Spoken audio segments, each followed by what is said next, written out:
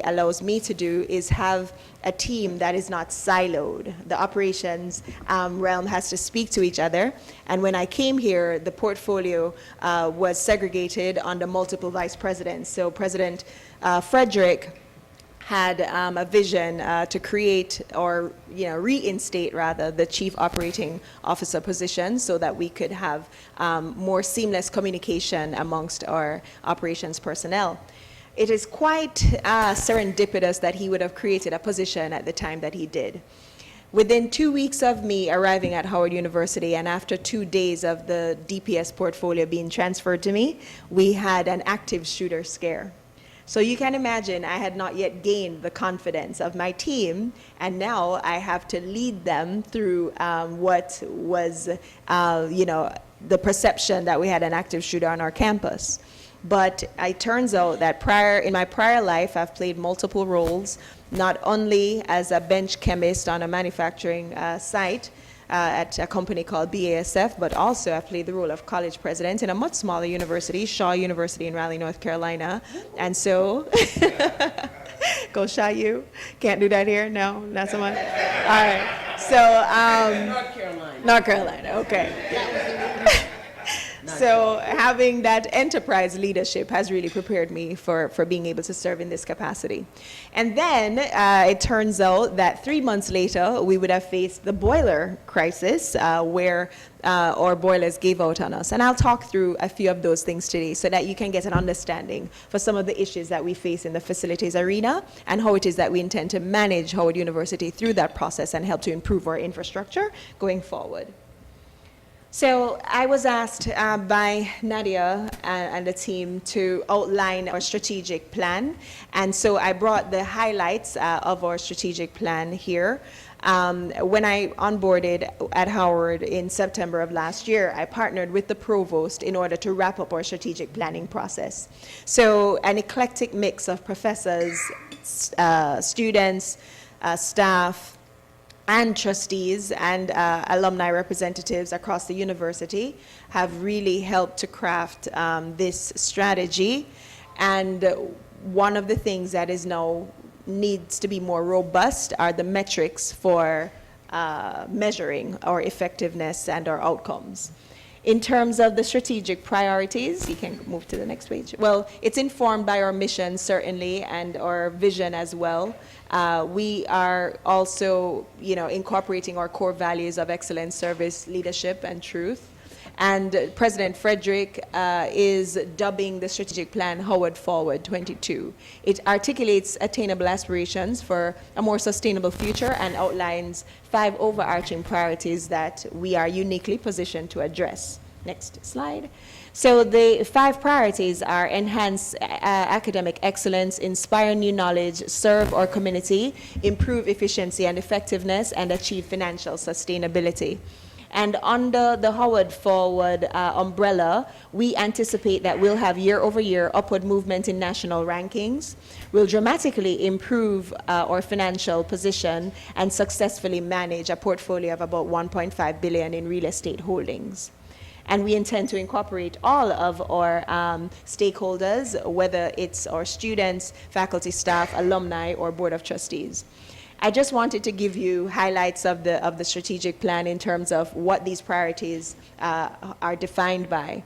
So in terms of academic excellence, it is our intention to support academic rigor through intentional recruitment, retention, and development of faculty and students through continuous assessment and strengthening of our academic programs. And then in terms of our priority number 2, this deals with innovation and discovery. We'll inspire new knowledge and reward innovation, entrepreneurship, and collaboration that leverages our strengths in ways that build capacity, maximize our impact, and challenge and enlighten our students.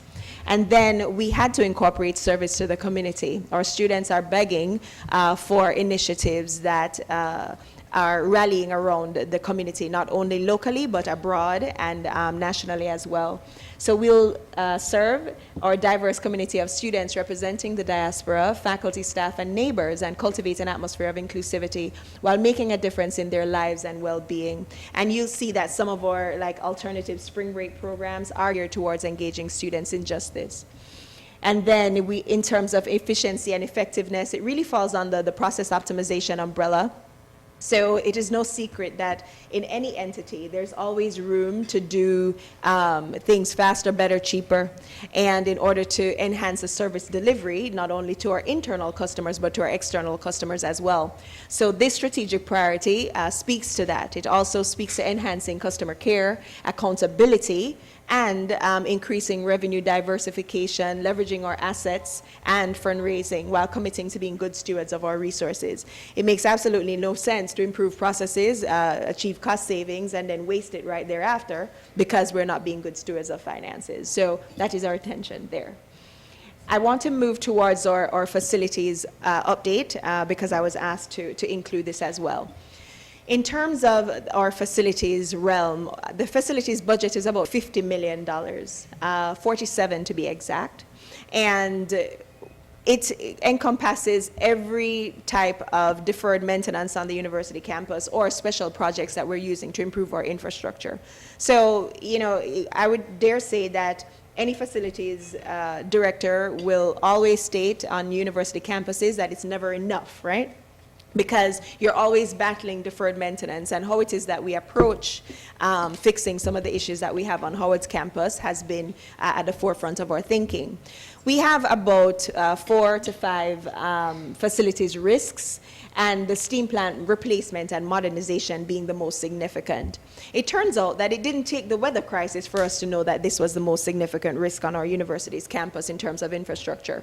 When I got here in September, I did a walkthrough with our executive director for facilities, and I asked him what were the risks on campus, and he brought me directly to the steam plant, and it was something that he had already disclosed to the Board of Trustees in a previous meeting. So the response to that infrastructural risk, you know, when Aaron Baltimore, who is our executive director for facilities, spoke about it, he said to me, Dr. Roy, it's not a matter of will the steam plant break down, it's when will it break down.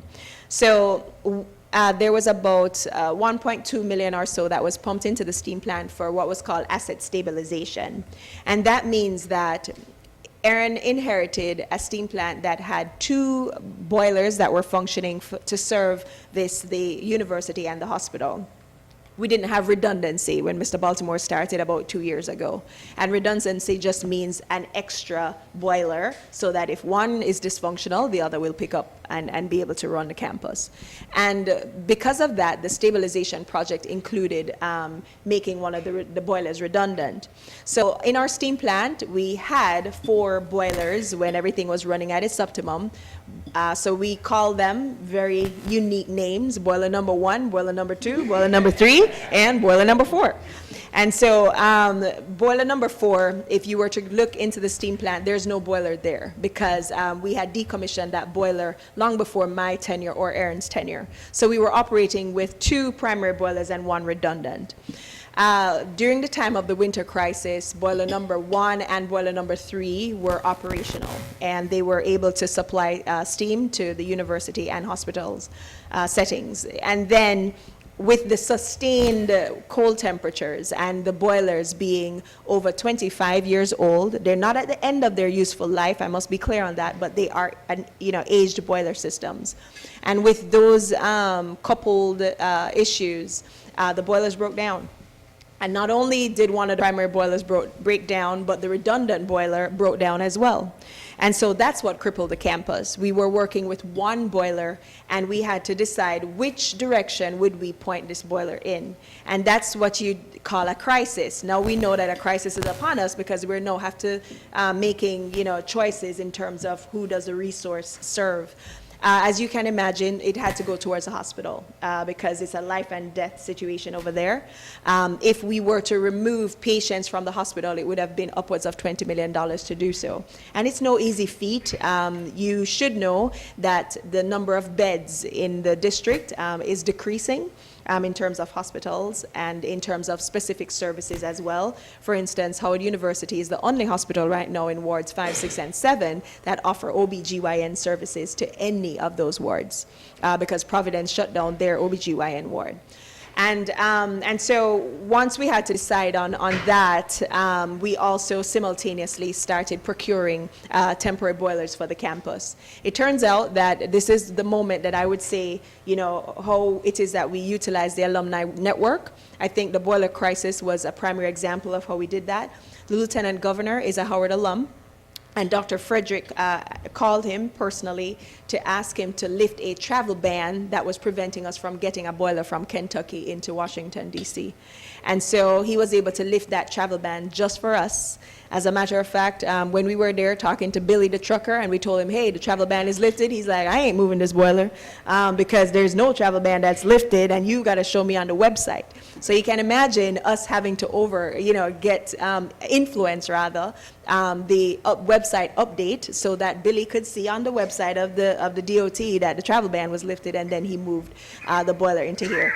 Boiler is it's a huge, comes on a huge tractor trailer. It's a very pretty heavy piece of equipment. So although we were able to drive on public roads, these boilers are only limited in the roads that they can travel on due to their size, and they can't travel over bridges due to their weight.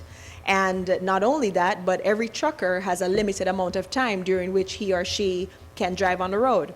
So after the travel ban was lifted, and I called my president, I said, all right, Dr. Frederick, we're going to get the boiler in here on Friday. We're going to have it plugged up, and we'll get heat back to the campus. Billy called me back. He said, no, ma'am. I have exceeded my 14-hour driving limit. I've got to rest. Right? So, those are the things that happen behind the scenes that prevent us from being able to, control the entire situation. There's always Murphy's Law at play. But I was very proud of the team because I had only been here for 3 months, and we were able to open the campus within a week of this significant incident. In addition to that, we suffered in terms of some of our buildings. Douglas Hall, for example, we had steam leaks in Douglas Hall that caused irreparable damage to the entire facility. And also in Annex 1 and Annex 2, and subsequently in the Numa Adams East building. So I'll give you a bit of an explanation of what happened there. In Douglas Hall and within our steam plant, I'll show you some examples, but the steam plant has connectivity to various parts of the campus, and we can shut off valves to prevent steam from reaching certain areas of the campus. The problem is with aged pipes, right, what you have are some steam shut-off valves that are dysfunctional. So you're not necessarily able to shut off these steam valves, and it's just a matter of infrastructural age, and it needs to be improved. Investment needs to be made in the steam tunnel. And so we were not able to shut down Douglas because if you shut down the steam plant while everybody's here on campus, the hospital doesn't get heat, students don't get heat in the residence halls, so it was not the ideal time to be able to do so. And it required at least a week's shutdown in order to be able to improve the situation in Douglas, meaning having this outflux of condensate that was flowing into that building. And so we could not shut it down until spring break. That was the optimal time. And also, in order to mitigate risk, we were able to bring in temporary boilers to serve the residence halls so that our students weren't cold. It was a very cold winter. And so, these are the kinds of limitations and decision points that need to be made in order to move forward with a steam plant strategy. So our life safety systems are also part of our risks, and switchgear systems and HVAC, and then I'd add one to that, which is roofing, and we're paying attention to that as well because some of our roofs are in need of repair. We're leveraging a solar investment project, which is actually led by one of our alums as well. And so we will be improving our roofing and placing a few solar panels on these roofs so that our students can have a bit of engagement in that process and learn a few things about energy conservation. Yes, we can skip that. In terms of the timeline for the steam plant modernization, we are currently in stage 1.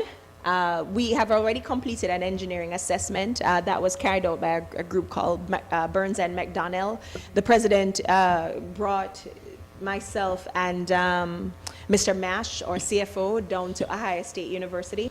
They had experienced a very similar situation with their steam plant, and they'd done the modernization of their steam plant. So we went down to do knowledge exchange and gain a few lessons there. And so they recommended this engineering firm to us. It was one of those things where we had to get the assessment done extremely quickly. And so we were able to complete that. The engineering assessment is informing our RFP process, which is at play right now. Or we are currently sourcing funding for the project. The funding sources are diversified. Of course, we're using insurance reimbursement. We are also, that's our primary source of funding right now. We've gotten $20 million already disbursed to us, and we anticipate another $10 million in disbursement. And then we are also looking to do what I call a partial privatization of the steam plant asset. We want to make sure that we are not divesting our assets at Howard University. So the intention is to bring in an entity that will allow us to retain control of the asset. However, they will have expertise in the conditioning and managing of a steam plant. Right now, Thompson Facilities Services manages our steam plant operations, but I think we need some optimization in terms of the engineering skill set there and management of the same.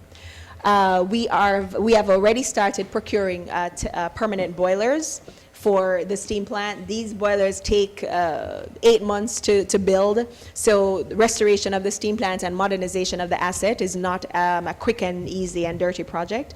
It's a project that will take some time. I anticipate that the entire modernization will be 2 years, but the clock has already started. And then we have completed the temporary boiler stabilization across the campus in preparation for the type of downtimes that we will have to do the steam tunnel repairs. The steam tunnel is underground, and you can, well now, luckily, because we don't have, cold temperatures anymore, you're not seeing the condensation of the steam. At one point in time, it looked like we were doing a horror movie on campus because there were steam plumes everywhere. And the colder it got, the more significant the plumes were, just because of the condensation. So now you are not seeing that as much, thank God. But we still have problems beneath us. So, I don't want, sometimes we tend to think about infrastructure only when things go wrong, right? I don't have that luxury. I've got to think about it even when things feel right. And so even though the problem isn't imminent and you're not able to visibly see that the steam tunnel is in need of repair, it is in dire need of repair. And we have to replace about 20,000 linear feet of steam piping beneath the ground. In stage 2, we'll do a demolition of the steam plant, do the boiler replacement, and these are the permanent boiler replacements. The steam piping condensate piping needs to be updated. And then we'll do the commissioning of the boilers. And in stage 3, this is what I am focused on as well. Not so much the aesthetics, although that is important. Aesthetically, we have to ensure that from an environmental health and safety perspective, things look and feel like what a steam plant should look like, and I'll show you a photo of that. But here is the point that I want to make. It's the asset conditioning and monitoring. I think this is where we are failing miserably at Howard. The reason why I would dare say we have so much repair to do now and we've inherited so much deferred maintenance is that over the years we're not significantly investing in deferred maintenance. So every asset that we build now, there needs to be an asset conditioning plan. If it's HVAC or ACs that are put in, we need to have a conditioning plan that says how often will we service the equipment. Service cannot be given when somebody says it's broken. We have to do preventative maintenance, and those types of plans are what's lacking on the campus right now. Next.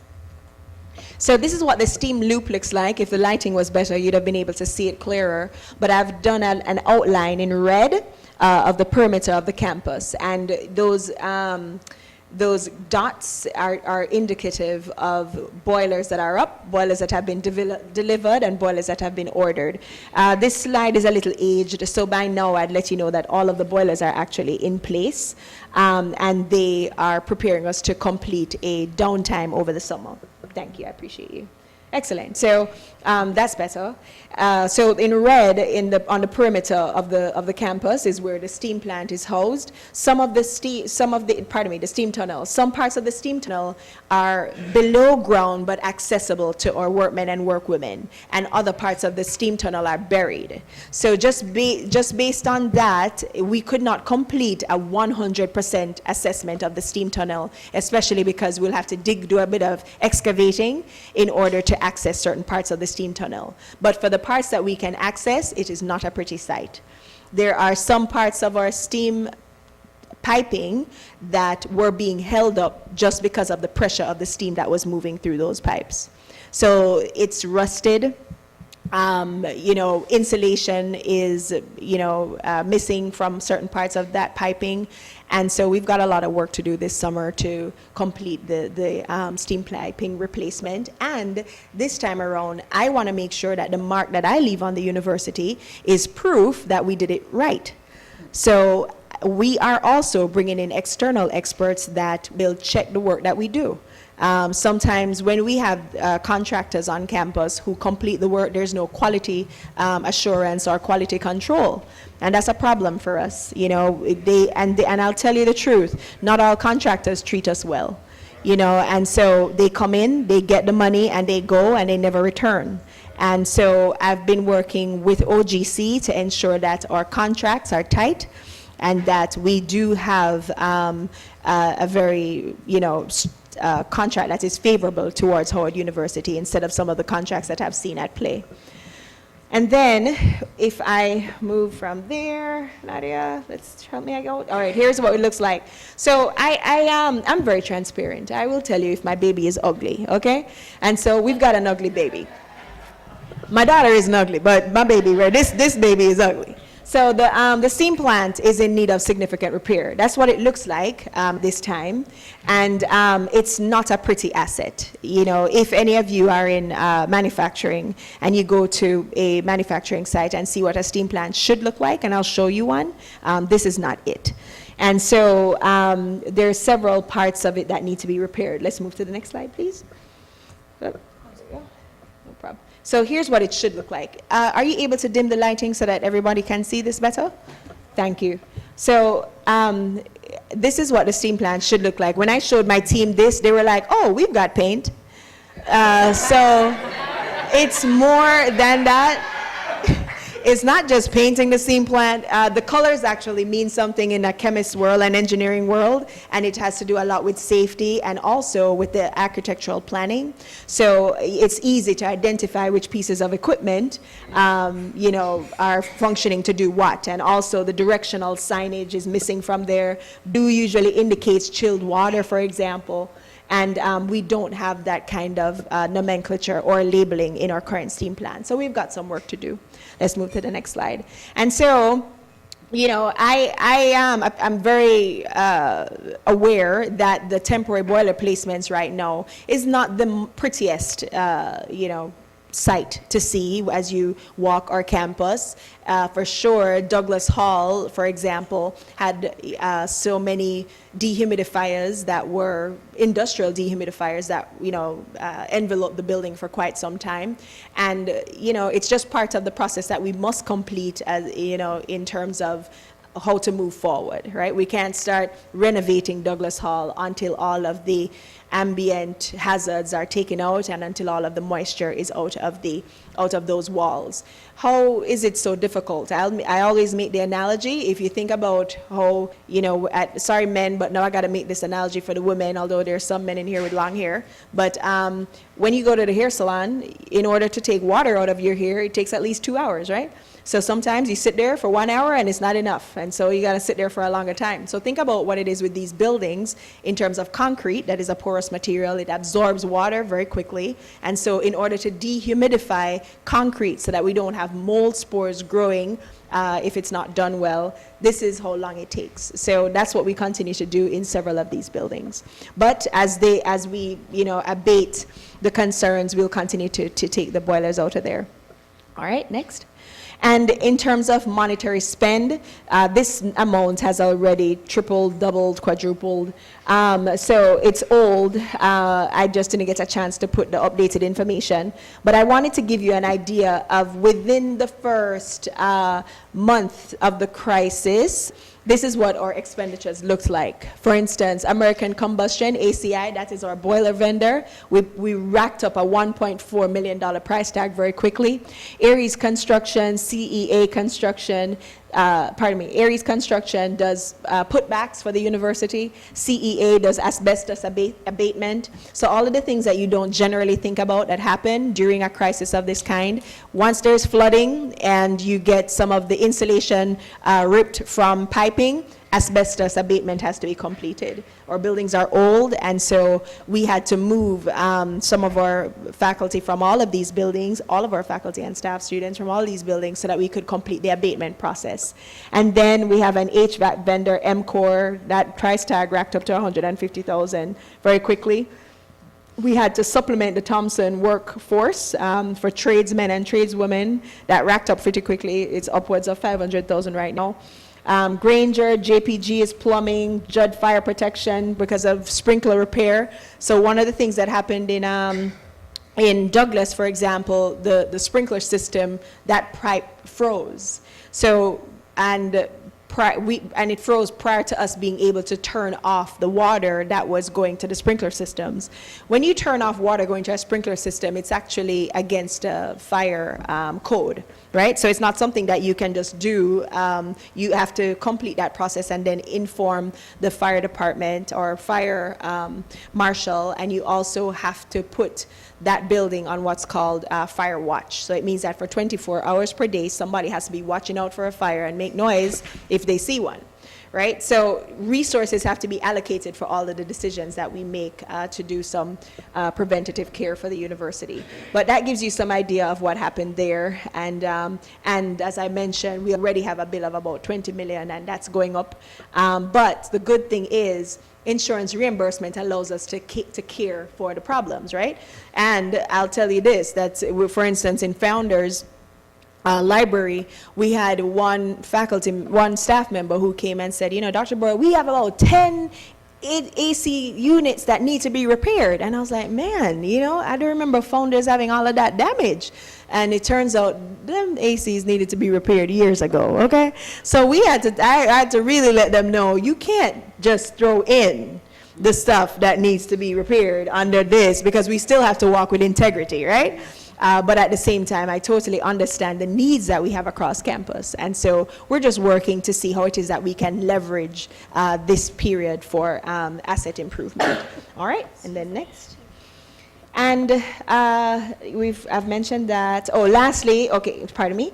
If we talk about our capital summary, so all I was doing is giving you an idea of what our capital budget looks like. So I mentioned already that our PFM operational budget is about $47 million, but then we have an additional capital projects or CapEx investment and expenditure that we do every year.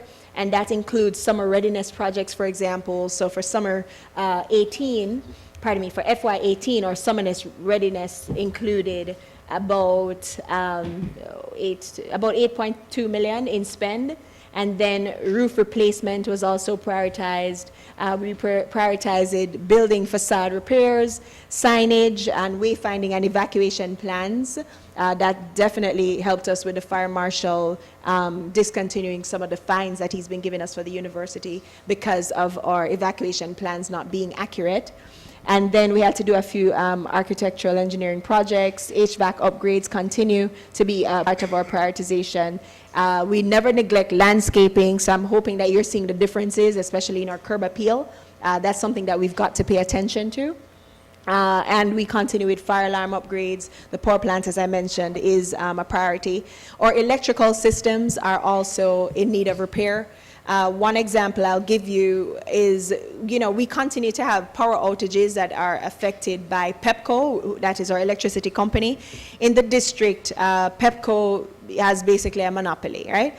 And so we have a very hard time with them because they complete what's called a racking of their infrastructure. And every time they do racking, if they do not inform Howard, we have a power outage. And unfortunately, they have been so, neglectful and inconsiderate at times that it cost us about $3 million in terms of equipment repair.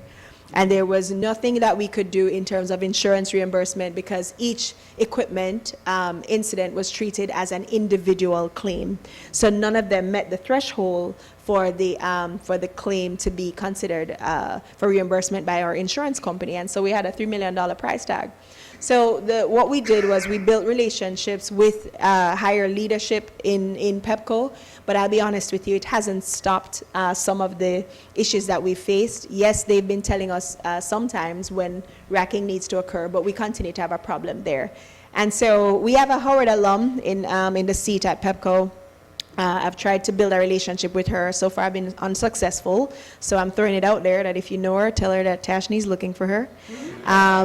But we'll continue to build those relationships, and I would love to continue to build relationships with the alumni for you to get to know me and for you to understand the strategic priorities we have and how it is that you can play a role in helping us to achieve some of these strategic priorities. Thank you.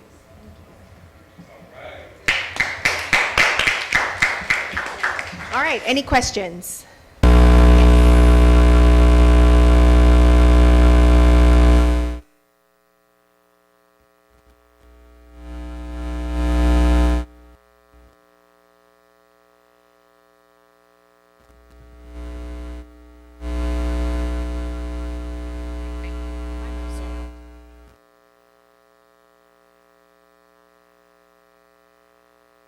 I was just wondering about the quad. Is the quad going to be open for 2018, 2019, or is it going to be closed?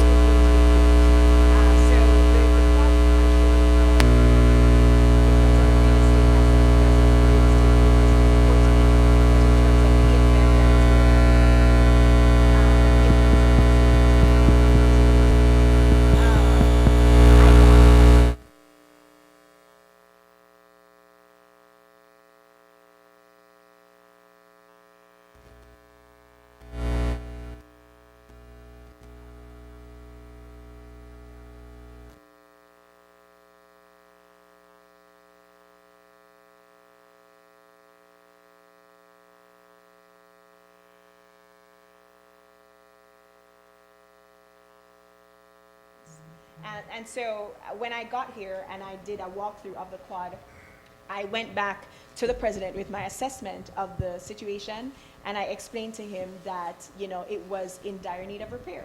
And so the thing is, we never complete a decision without mitigating risk and without making plans for how it is that we provide housing for students who definitely need them, right? So in terms of beds in the quad, there are about 550 beds in the quad.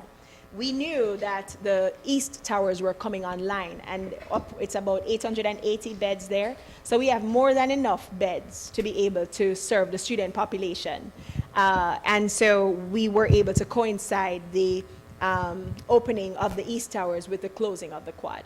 And we will be able to complete that renovation in about 18 months' time. I've heard a year, but I think that we should have some contingency in terms of time. And we'll be able to complete them and serve our student population. I've seen quite a few times where our students have said that we have a housing crisis. And I'll be honest with you, we do not have a housing crisis, okay? Do we have housing for all 9,500 of our students? No. Does any campus across the nation or the world have housing for all of their students? Absolutely not.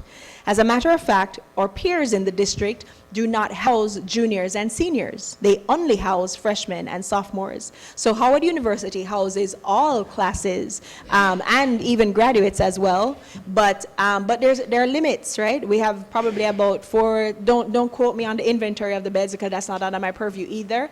But we have housing to serve a vast majority of our population, and I want to say it's about 4,005, but it may be 4,002. So don't quote me, okay? But what I see is the quality that needs to be improved, and the only way for me to deliver a product that you would want to sleep in or you would want to have your child sleep in is to renovate it. Thank you. You're welcome. You had a question, sir? So Okay, sorry, go ahead. Yes. To say that housing, or make clear that housing is not guaranteed? It is there. Okay. It is there. So the thing is, the housing has never been guaranteed to anybody. It's on the website, actually. So if you Google the website, if you Google the student affairs, as somebody keep me honest, you can do it right now on your phones. So if you go on the website, that's correct. Because I just want to clarify, because the students, that was one of their contentions. I wanted to definitely know myself, that. but- So let me tell you, I've been in this business for so long that I know our students very well, right? And the thing is, I think what is very important is that when we have a policy, we have to continue to educate our students about what the policy is and what it means. So, you know, the intricacy involved in academia is that we have new customers every year, right? So, and the word of mouth travels much faster than any written policy we have, than any website update we can give, than any HUCOM. As a matter of fact, you will see it on Twitter before the HUCOM comes out, right? So I think, you know, we do have a responsibility to continuously educate our students, but I think this responsibility is shared because they are in an education, institution of higher learning, and so at some point in time, they've also have to be held accountable for reading what it is that we put out there. But, you know, our primary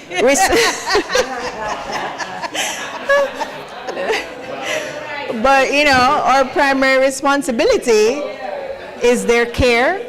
And you know, as a mother of an 8-year-old, I went in the quad and I saw where, you know, I wouldn't want my child to be living in some of the conditions that I saw. And right after the quad, I can tell you that if I'm still here at this university, it would be Bethune Annex next. And I would hope that my successor would read the plan of action that I've created for the next 5 years for the operations unit, and would also believe and buy into the fact that we need to do that renovation as well. So my real question is, Yes. will this remediation assessment be done at the law school? Remediation assessment, what do you mean? The plan that you just had? Oh, for sure. It's at every campus, every part of Howard University, whether East-West campus. East is not under my purview because, of course, it's under the real estate. But the facilities and maintenance improvements encompasses all university campuses. Okay, thank you. You're welcome. Mr. General. Thank you. Welcome to Howard University. Thank you very much. Happy to have you here, and I know you're going to do a good job. Thank you. Otherwise, you wouldn't be here. So we're very happy about that. But I have 3 questions. Yes. One is the time frame on Founders, when it's going to be back. Can I get Founders? Marky now? Sure. And Let me get a pen. the second one is Douglas. Yes. The time frame when it'll be back. And then the third one, I was down by Sherman Avenue and the towers. There's a building going up there. Is that Yes. part of Howard's facility, and what is it? And what's Okay. going to be there? Thank you. All right. So Founders, you mentioned Douglas, and you mentioned Sherman Ave. Yes. So let's start with Founders. Founders isn't closed. Is it closed? Let me know something. Okay. So what do you mean in terms of Founders? Maybe UGL.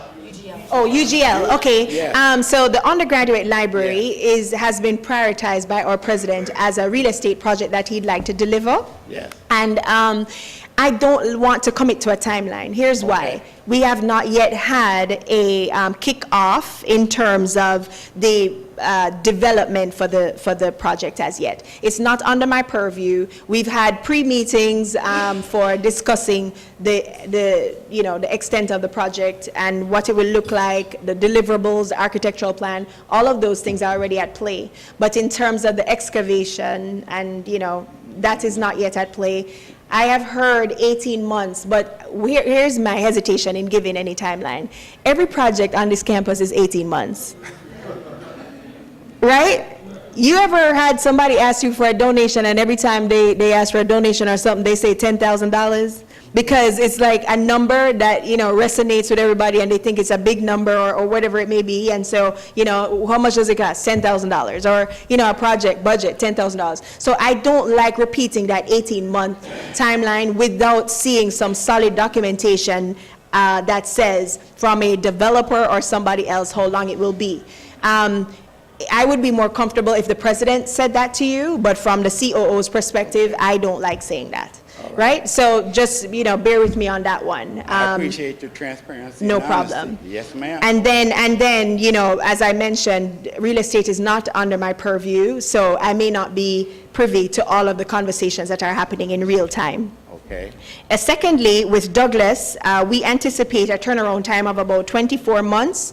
We are now moving forward with negotiations with the insurance company on what will they provide to us in terms of reimbursement for the asset. So there's so much damage that has occurred in Douglas, and a forensic accountant is now walking through to determine the validity of the invoices that we've incurred. And then we have a construction agent that will act on Howard's behalf to present what they feel as if the number for the putback will be, and then the insurance company has to, rebut or accept that proposal. So as I mentioned, no putback has started as yet, but once the putback starts, it's a 24-month process. And Sherman Ave, I'm assuming that you're talking about the Barry Place project? I'm not for sure. Not sure. I just see construction. Okay, so there are about 50 beds that have been dedicated to Howard University in that space, but it's not a Howard University-owned project. It is a project that is independent of the university, but we are a partner, and so they have allocated about 50 beds to us in that project, and we anticipate that our grad students will be able to use that. Also, we're now talking. Completion date on that? Is there a completion date? Oh yeah, I think it will be wrapped up by, I want to say it's August of this year. They have really come a long way, because they're saying that they're going to be able to provide those beds to us for a fall move-in. Okay. Thank you. You're welcome. Yes. How you doing? Thanks for your transparency. Thanks for the insight. Very Yes. helpful. You're welcome. You stated that you handle the HR portion for Howard. Yes. Does that include staffing for like the administration building, so we can talk about customer service and communication? Yes. To in between financial aid, talking to admissions. Yes. I lost a transcript. Transcript didn't get here. My sister never got an acceptance letter or rejection letter. Is that all under you? And if it is, what are we doing to change that culture? What are you doing to change that Yes. culture? So we can go out and say, expect better service from Howard. I wish you had asked me that question 2 weeks and a day ago, because I would have been able to say, no, it's not under me.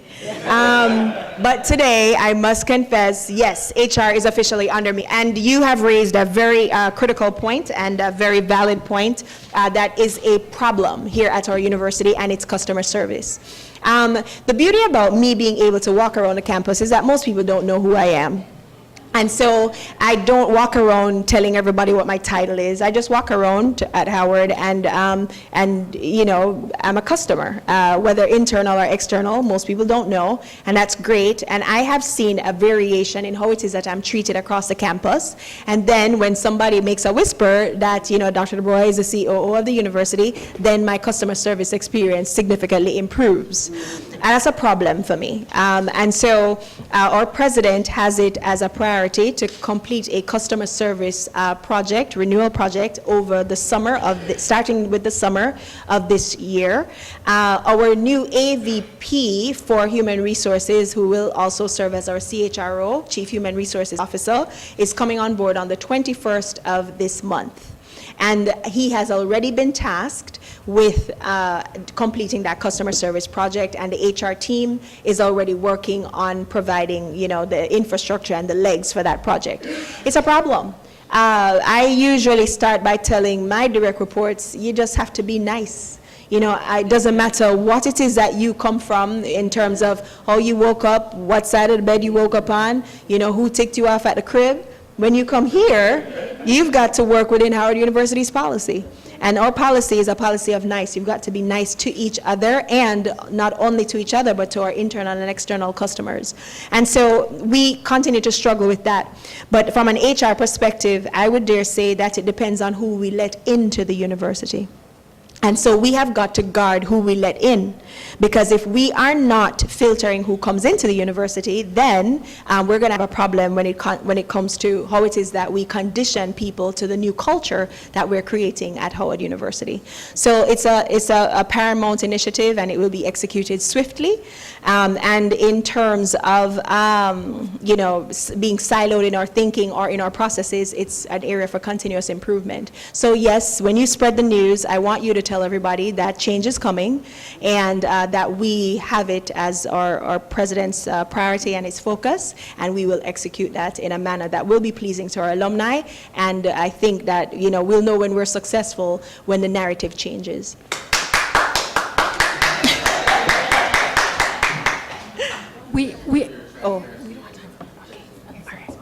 For alumni groups, as we go back, because it sounds like you've got a lot on your plate, a ton of projects that you're working on. Yes. There's a lot to be improved. What kind of messaging would you give to us to take back to our local groups, especially when we have like our one-on-ones Yeah. to future Howard students? Like, what kind of messaging should we be telling our groups and future students from our states coming back on, especially for 2019 and 2020? Because your plans are 5 years. Yeah. So I'm just going to assume maybe 5, 6, maybe 7 years for all the things that you're working on to be completed. So everybody coming to Howard before then, what kind of messaging should we tell them as we transition to a better place along all of the different projects that we're in? Great question, and it's an ideal one to close on. I think a message of positivity is necessary. Too many times what I've seen is that while we are refining the brand and while we're refining our processes, we don't have champions for change with us, right? So we need alumni to stay in the trenches and to continue to be our cheerleaders and not to put us down while we are here on the campus. So, we're working hard.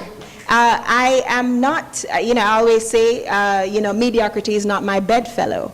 And it is because, I didn't come here, not to shine. I came here to shine, right? I want to make sure that whatever it is that I deliver in my areas of responsibility, I deliver a product of excellence.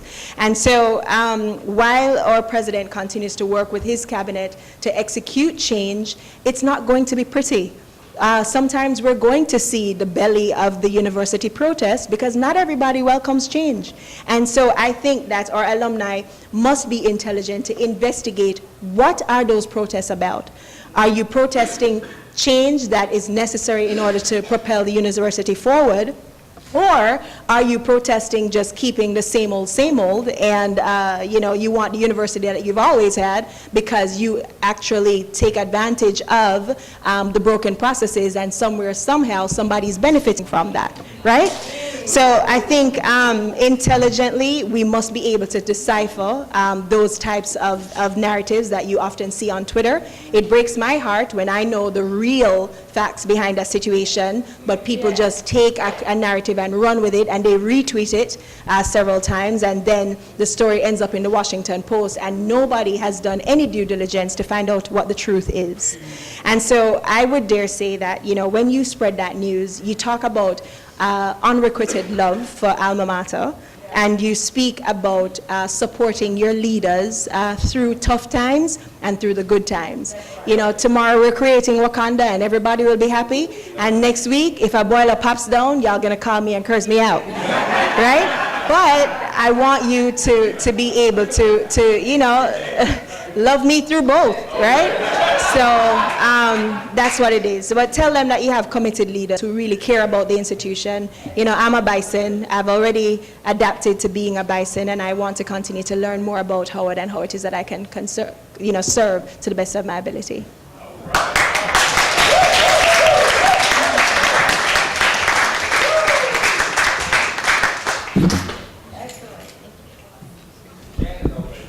Yes, standing ovation. Thank you again, Dr. Du Bois. We really appreciate you for taking the time to prepare a presentation of that caliber. And for information that we can say, we heard it here first. What'd you say? We can go home now. And scene. Okay, no. Okay, but no, that was wonderful. Let's, so this time I would like to bring it back to the next item on the agenda, which is our El Haji's report from the Department of Alumni Relations. Do you want us to present the report, or are you just going to speak to it? Okay. No, they'll be on. Thank you. Good morning again. Good morning. I will start by thanking you because I always say that without you, the Department of Alumni Relations cannot operate. You are all aware that we are 2 persons working over there, and I rely heavily on this body. You know, when it comes to recruitment, any event that I have, you are always there to support us. I want to start with that. Thanks. I want to give you update, and I'm going to skip on some items, such as the finance, because we're going to have somebody from the finance office who will present later. Also, same thing with the financial aid office also. I'm going to skip those 2 items. The first update I want to give you pertains to the alumni trustee election. We already have our 2 winners, who are Jill Lewis and Kevin Judge.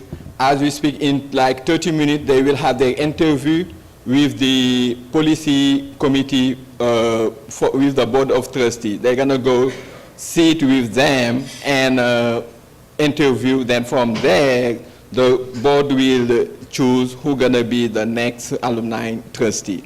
But in general, you know, they always go with the person who has the highest numbers.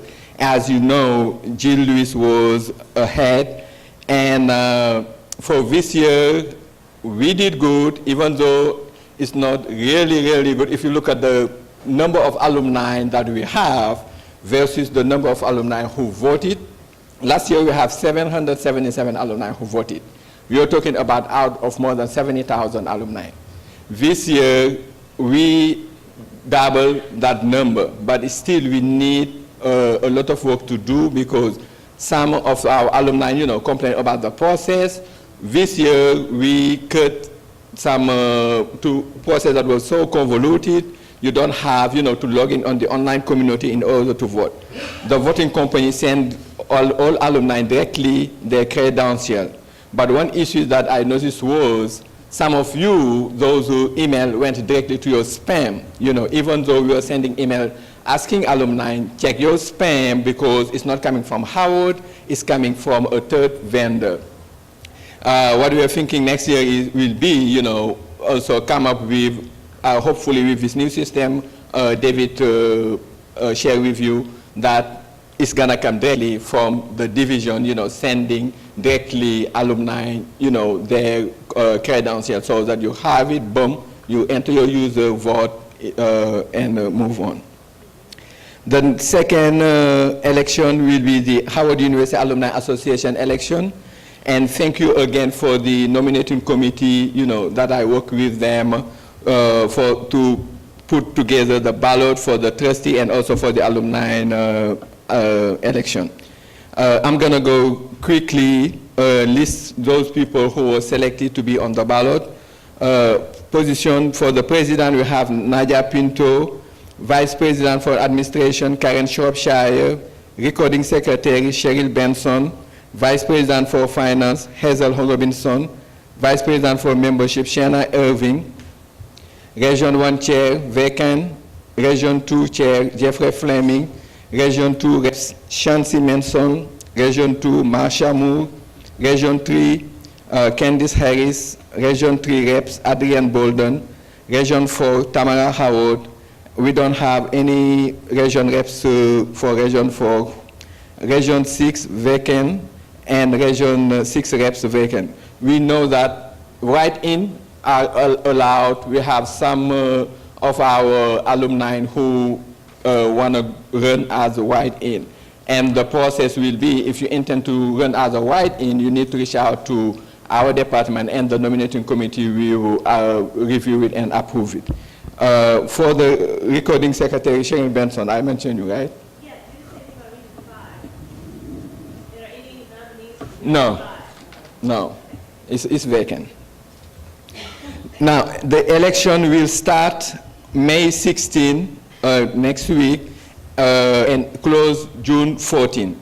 Again, it's going to be an online election, you know, no paper ballot, on the same thing, online election. Write-in is up to when, as soon as it's open, you know, you can send your intent to run as a write-in. When I receive it, I will forward it to the nominating committee. Okay. So elections are open May 16th. May 16, Until when? June 14. Excuse me, El Haji, you went through that kind of quickly as far as the people, and I don't know if it matters or not, but some folks are here and not everybody knows everybody, so could they just raise their hand when you, or is that going to take up too much time? You want to go? Okay. Next event that we are working on, the football Circle City Classic, is going to take place to Tamara Howard region. Good.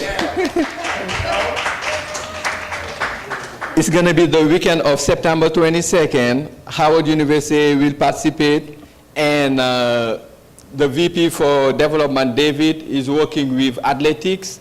The week of June 7, they are planning to go meet some alumni in 3 cities, Chicago, Indianapolis, and St. Louis.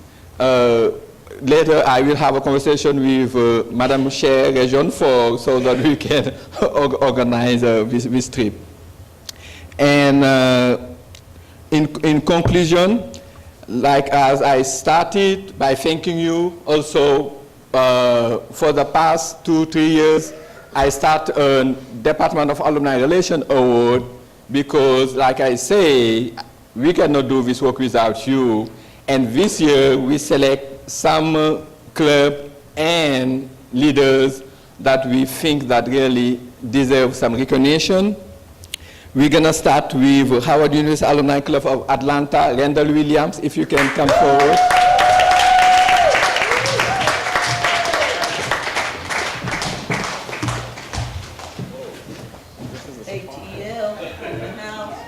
And I will ask my 2 colleagues, Miss Green and Caleb, to join me. Also, Miss Green, most of you know her. She's our colleague, our receptionist. She always helps us, you know, in all of these events we are doing. Atlanta, as some of you know, for the past 2 years, they are giving more than $40,000 of scholarship, 80,000 for scholarship. It means that they are giving more scholarship than the Howard University Alumni Association. Yeah.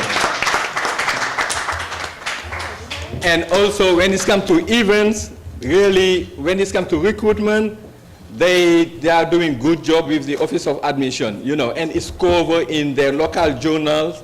All those things help us with, you know, to combat the negative publicity that we are receiving. Good job, Atlanta. Thank you. Thank you.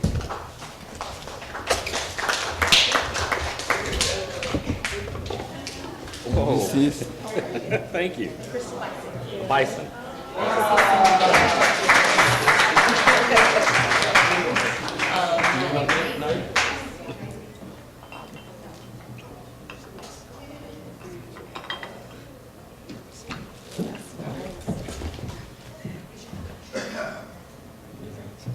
Thank you. Thank you, El Haji.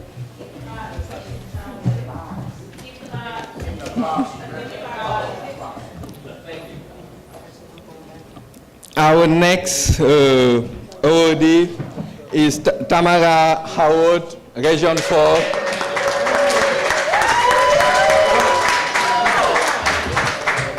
As some of you know, Region 4 for the last administration, they was dealing with a leadership issue.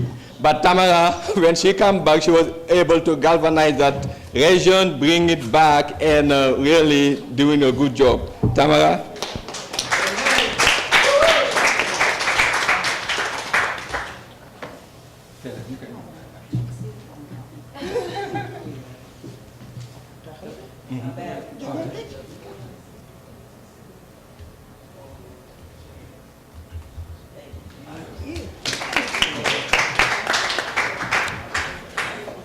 And third, Mr. New Yorker, Charlie Lewis.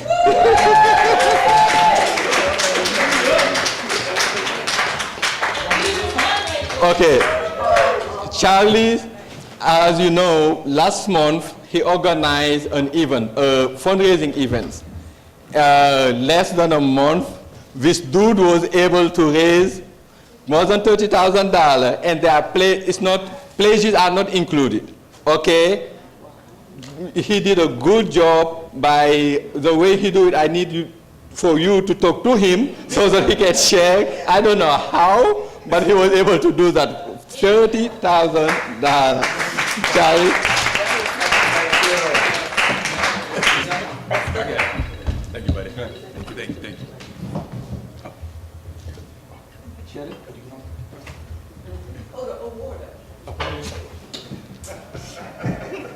Are we putting it together? Yeah. My battery died.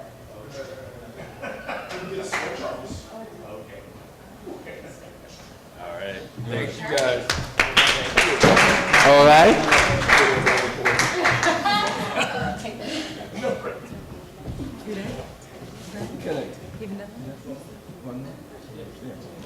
The last one, I think she's not here today. It goes to Region 3, Candice Harris, if Randall can and receive it on her behalf. Erica, you can come too.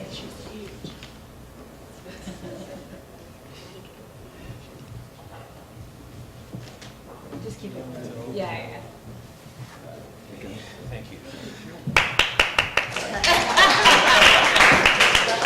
Thank you so much. Thank you, Ahadi.